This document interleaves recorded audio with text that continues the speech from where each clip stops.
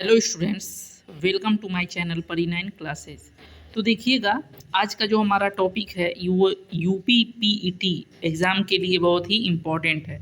तो कल हम लोगों ने इसके पहला पार्ट पढ़ा था, जिसमें हम लोगों ने इस्लाम का उदय देखा, मोहम्मद साहब का जन्म देखा, बाकी सारी चीज़ों को देखा। और आज हम शुरू करने जा रहे हैं दिल्ली सल्तनत का इतिहास। ध्यान दीजिएगा, यहाँ पे लिखा हुआ है दिल्ली सल्तनत का इतिहास, ठीक है ना, जिसे सल्तनत काल कहा जाता है। देखिएगा, लिखा है दिल्ली सल्तनत में कुल कितने वंश हुए, तो 5 वंश हुए, ठीक है ना, 5 वंश हुए। अब ध्यान दीजिएगा, पहला था जो है कि गुलाम वंश। इसने क्या किया, 1206 से 1290 तक शासन किया और इसका टोटल शासनकाल कितना चला, तो 84 साल। फिर है खिलजी वंश, इसने 1290 से 1320 तक शासन किया और इसका शासनकाल चला 30 वर्ष। और ये सबसे कम शासनकाल इसी का रहा सल्तनत काल में, जो है कि सबसे कम शासनकाल किसका रहा, तो खिलजी वंश का। अब देखिएगा, 94 वर्ष तक तुगलक वंश ने शासन किया, 1320 से 1414। सबसे लंबा शासनकाल किसका रहा, तो तुगलक वंश का रहा। सल्तनत काल में किसका रहा, तो तुगलक वंश का। फिर है 37 वर्ष। ये देखिएगा, सैयद वंश के लोगों ने 37 वर्ष तक क्या किया, राज्य किया, 1414 से 1451 तक। उसके बाद से है 75 वर्ष। 75 वर्ष तक किसने किया, तो लोधी वंश ने, 1451 से 1526 तक, ठीक है ना। तो चलिए आज हम लोग गुलाम वंश शुरू करते हैं और देखते हैं आगे क्या क्या चीज़ें हैं, ठीक है ना। तो ध्यान दीजिएगा, आगे क्या है, गुलाम वंश। ध्यान दीजिएगा, गुलाम वंश। तो गुलाम वंश के अन्य नाम जो हैं कि, या तो हम इसे दास वंश कहते हैं। दास वंश इसलिए कहा जाता है क्योंकि मोहम्मद गोरी जब इन क्षेत्रों को, भारत के जो भी क्षेत्र थे उनको क्या करके, विजित करके यानी कि जीत करके वापस जा रहा था, तो उसने इन सभी इलाकों का जो है कि मालिक एक तरीके से किसको दिया, किसको सौंपा, तो वो सौंपा कुतुबुद्दीन ऐबक को, जो कि क्या था, इसका एक गुलाम था, ठीक है ना। इसीलिए दास वंश इसको कहा जाता है। ममलूक वंश भी कहा जाता है, इलवरी वंश, क्योंकि ये इलवरी जाति के लोग थे, ठीक है ना, तुर्क इलवरी थे। फिर लिखा है गुलाम वंश में कुल शासक कितने हुए, तो वो हुए 11 शासक, ठीक है ना। आगे मैं इनके बारे में डिस्कस करता चलूँगा। आगे लिखा है, अब देखिएगा, कुतुबुद्दीन ऐबक, वही कुतुबुद्दीन ऐबक जिसने क्या किया, गुलाम वंश का स्थापना किया, यानी कि गुलाम वंश का संस्थापक कौन था, तो कुतुबुद्दीन ऐबक। अब देखिएगा, इसका राजधानी जो था वो था लाहौर, यानी कि इसने दिल्ली को अपना राजधानी नहीं बनाया। और इसका जन्म कब हुआ था, तो 1150 ईस्वी में हुआ था।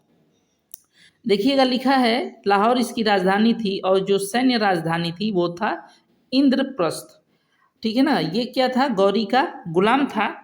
कौन था, गौरी का गुलाम था। आगे देखिएगा, आगे लिखा है इसे मिर्जा अजीज कोका से खरीदा गया था। किसने खरीदा था, तो गौरी ने खरीदा था। आगे लिखा है मोहम्मद गोरी ने ऐबक को 2 उपाधियां दी, मलिक और सिपा सलार। ये जो भी मैं पढ़ा रहा हूँ इसको आप लोग नोट करते चलिएगा, इससे बाहर आपको कुछ नहीं पूछेगा, ठीक है ना। आगे लिखा है ऐबक गौरी का दामाद भी था, ठीक है ना। बाद में क्या हो गया, गौरी ने अपने लड़की की शादी ऐबक से कर दी। फिर लिखा है गौरी ने इसे शुरुआत में अमीर ए आखुर के पद पर क्या किया, मतलब वहाँ पे इसको मतलब पद दे दिया, अमीर ए आखुर का पद। और ये अमीर आखुर का पद क्या होता है, तो ये होता है घोड़े के अस्तबल का प्रमुख, यानी कि जहाँ घोड़ों को रखा जाता है उस वो जगह अस्तबल कहलाता है। और वहाँ का ये क्या बन गया, प्रमुख बन गया, ठीक है ना। इसने मेहनत किया बहुत ही और इसके बाद से इसका प्रमोशन अमीर आखुर के पद पर हो गया।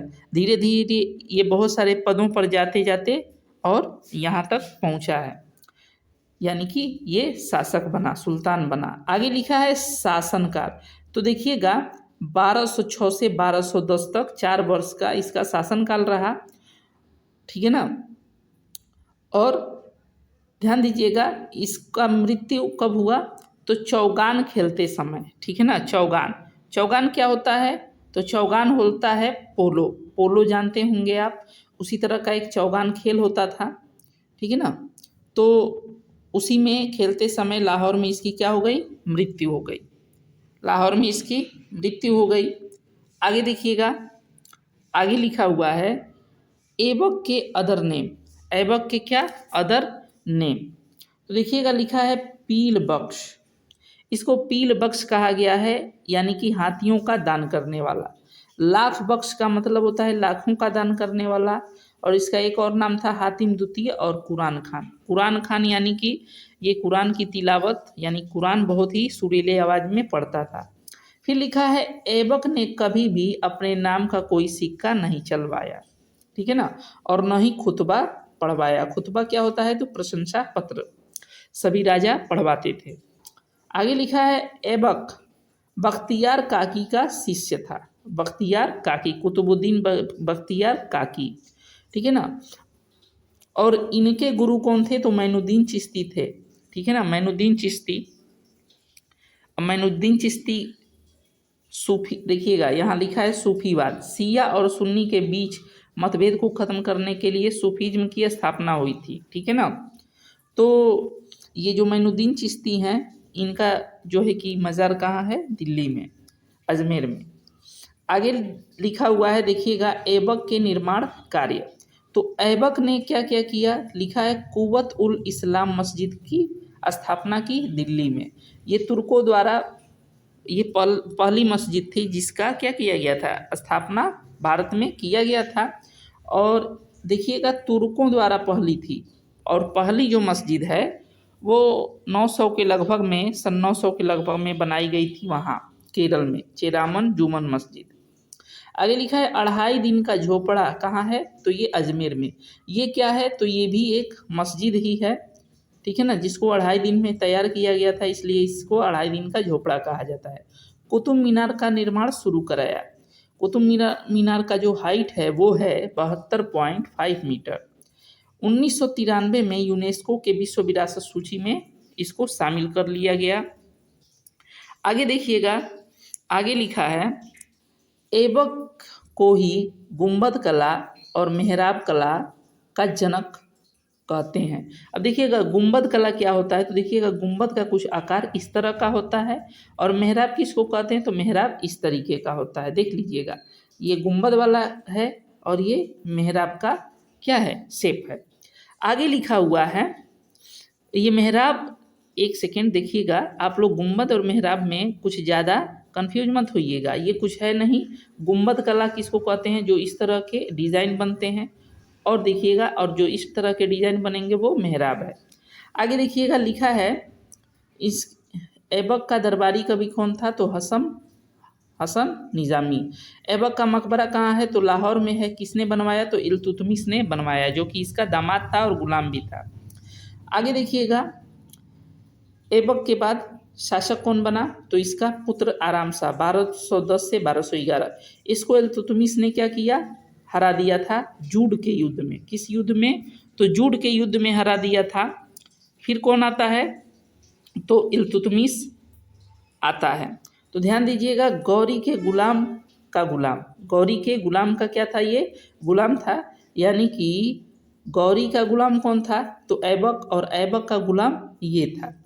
देखिए इसका शासनकाल चला 1211 से 1236 तक, ठीक है ना। देखिएगा ऐबक का गुलाम था और ऐबक का दामाद भी था, यानी कि जिस तरह से गौरी ने अपने लड़की की शादी ऐबक से किया, उसी तरह से इसने क्या किया, इसने भी अपने लड़की का शादी, ऐबक ने अपने लड़की का शादी इल्तुतमिश से कर दिया। इसे गुलाम का गुलाम कहा गया। इसे क्या कहा गया, गुलाम का गुलाम। और यही वह शासक है जिसने पहली बार दिल्ली को अपना राजधानी बनाया, ठीक है ना। दिल्ली को अपना क्या बनाया, राजधानी बनाया। ध्यान दीजिएगा, आगे चलते हैं। तो आगे क्या है, आगे लिखा है इल्तुतमिश को दिल्ली में सल्तनत काल का वास्तविक संस्थापक कहा जाता है। देखिएगा सल्तनत काल की स्थापना, यानी कि संस्थापक किसे कहा जाता है, गुलाम वंश का संस्थापक किसे कहा जाता है, तो वो कहा जाता है किसको, ऐबक को। लेकिन वास्तविक संस्थापक किसे कहा जाता है, तो इल्तुतमिश को। इसमें कन्फ्यूजन ना हो। इल्तुतमिश ने इकता प्रथा चलाई। अब ये एकता प्रथा क्या होती है? तो एकता प्रथा ये होता था कि सैनिकों को वेतन नहीं दिया जाता था, सैलरी नहीं दी जाती थी। सैनिकों को क्या किया जाता था? ज़मीन दे दिया जाता था ताकि लो इस पर उपज जो है कि करो, इस पर फसलें उगाओ और उससे अपना जो है कि जीविका चलाओ, अपना इनकम करो। तो यही था एकता प्रथा। फिर है इसने क्या क्या किया? देखिए, तुर्क ए चहलगानी का क्या किया? स्थापना किया, जिसमें 40 सरदार थे। ठीक है ना? क्या था ये? 40 सरदार और ये 40 गुलाम थे। ठीक है ना? और इन लोगों का एक ग्रुप था जिसमें अलग अलग चीज़ों को करने के लिए मीटिंग होती थी। लिखा है आगरा में न्याय का घंटा लगवाया। ध्यान दीजिएगा, यहाँ पे आप लोग कंफ्यूज हो जाएंगे। न्याय का घंटा किसने लगवाया? इल्तुतमिश ने। लेकिन न्याय का जंजीर किसने लगवाया था? तो जहांगीर ने। जहांगीर ने क्या लगवाया? न्याय की जंजीर। और ये क्या लगवाया? न्याय का घंटा। आगे लिखा है इल्तुतमिश के समय का इतिहास। तारीख है फिरोजशाही में लिखा हुआ है, जिसे किसने लिखा है? तो बर्नी ने, जियाउद्दीन बर्नी ने। लिखा है खलीफा से इसने खिलाफत प्राप्त करने वाला पहला सुल्तान बना।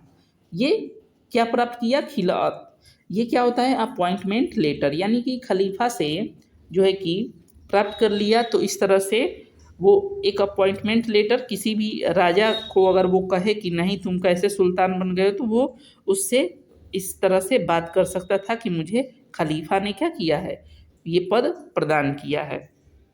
आगे लिखा है, ध्यान दीजिएगा, आगे क्या लिखा हुआ है? आगे लिखा है इसने कौन कौन से युद्ध लड़े? तो लिखा है तराइन का तृतीय युद्ध। ध्यान दीजिएगा, तराइन का जो तृतीय युद्ध था 1215 में यल्दौज को इल्तुतमिश ने क्या किया? हरा दिया। यानी कि इल्तुतमिश जो शासक था, इसने यल्दौज को हरा दिया। बस इतना ही आप जानिए, ज़्यादा डिटेल में जाने की ज़रूरत नहीं है। फिर देखिएगा, इसने मुद्रा भी चलाया। करेंसी मतलब मुद्रा। तो देखिएगा, जीतल इसके मुद्रा का नाम था, और टंका। 2 मुद्राएं थीं। तो जो जीतल होता था वो तांबा का था, तांबा में बनाया गया था, तांबा का बना होता था। और जो टंका था वो चांदी का होता था। आगे लिखा है इल्तुतमिश के समय में 1221 में मंगोलों का आक्रमण हुआ। ठीक है ना? और उस जो है कि युद्ध मतलब आक्रमण का नेतृत्व कौन कर रहा था? तो चंगेज खां, जिसको तीमूचिन भी कहा जाता है। चंगेज खां को तीमूचिन भी कहा जाता है। ध्यान दीजिएगा। और ये मंगोल बहुत ही खतरनाक होते थे, लेकिन इल्तुतमिश ने बहुत ही कुशलतापूर्वक इनसे क्या किया? युद्ध न करते हुए अपने आप को दूर रखा। ठीक है ना? क्योंकि इनसे युद्ध करते समय सब कुछ तबाह हो जाता है, ये बहुत ही खतरनाक होते थे। आगे लिखा है मकबरा शैली का जनक किसे माना जाता है? तो इल्तुतमिश को, क्योंकि इसने सुल्तानगढ़ी का मकबरा, ठीक है ना, इसने बनवाया था। ये इल्तुतमिश ने बड़े बेटे महमूद की याद में बनवाया था। यानी कि इसके बड़े बेटे महमूद का क्या हो गया था? देहांत हो गया था, जिसमें इसने क्या किया? उसकी याद में सुल्तानगढ़ी का मकबरा बनवाया। आगे लिखा है टकसाल। अब टकसाल क्या होता है? टकसाल होता है जहाँ पे सिक्के ढाले जाते हैं। तो टकसाल का नाम सिक्कों पर लिखवाया। इसने टकसाल का नाम क्या किया? सिक्कों पर लिखवाया। यानी कि ये सिक्का कहाँ का बना हुआ है। फिर आगे देखते हैं, आगे देखिएगा, आगे लिखा है अतारकिन का दरवाज़ा जोधपुर में इल्तुतमिश ने बनवाया। अतारकिन का दरवाज़ा जोधपुर में किसने बनवाया? तो इल्तुतमिश ने बनवाया। फिर लिखा है इल्तुतमिश का दरबारी कवि कौन था? तो मिनहाज उस सिराज। इल्तुतमिश का दरबारी कवि कौन था? तो मिनहाज उस सिराज। इल्तुतमिश का मकबरा कहाँ है? तो दिल्ली में है। इल्तुतमिश ने ही बनवाया था इसे। यानी कि मकबरा बहुत बड़े बड़े इमारत टाइप के होते हैं, उनको पहले इसने बनवा दिया और कहा कि मुझे यहीं पे दफना देना। 1236 में इसकी मृत्यु हो गई। इल्तुतमिश ने कुतुब मीनार को पूर्ण कराया। यानी कि देखिएगा, कुतुबुद्दीन ऐबक ने कुतुब मीनार का निर्माण शुरू किया था, लेकिन वो पूरा न कर सका। 2 ही मंजिल बनवाया। और इसको पूरा किसने किया? तो इसको पूरा किया तो इल्तुतमिश ने। तो आज के लिए इतना ही। चैनल को देखिएगा, सब्सक्राइब कर लीजिएगा और शेयर कीजिए, और इसको पढ़ते रहिए। पीईटी में आपके बहुत ही अच्छे मार्क्स आने वाले हैं। तो मिलते हैं अगले वीडियो में।